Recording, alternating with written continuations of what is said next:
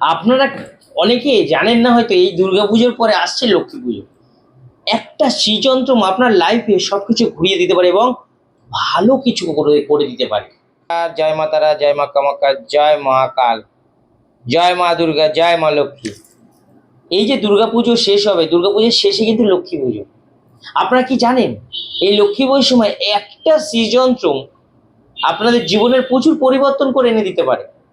যারা শ্রীযন্ত্র নিতে চাইছেন, আমি এই শ্রীযন্ত্র শোধন করে আপনাদেরকে লক্ষ্মী পুজোর আগে থেকে আমার কাছ থেকে নিতে পারেন। যারা নিতে চাইছেন অথচ লক্ষ্মী পুজোর দিন হয়তো আপনারা এসে নিতে পারবেন না, আপনারা যদি মনে করেন নেবেন, অনলাইনের ব্যবস্থা করা আছে, অনলাইনে পাঠিয়ে দেওয়া যেতে পারে।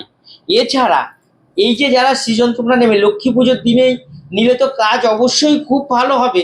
যারা মনে করছেন লক্ষ্মী পুজোর দিন নিতে পারেন, এই লক্ষ্মী পুজো চলাকালীন এখান থেকে ধানতেরাস, কালী পুজো পর্যন্ত আপনারা এই শ্রীযন্ত্রটা নিলে বাড়িতে মিরাক্কেল পরিবর্তন হবে এবং প্রচুর পরিমাণে অর্থ, মানে প্রচুর অর্থ আসবে। এই অর্থটা এত পরিমাণে আসবে যে আপনার পরিবারের প্রত্যেকের হাতে অর্থ আসবে এবং অর্থ সংকট দূর হতে পারে।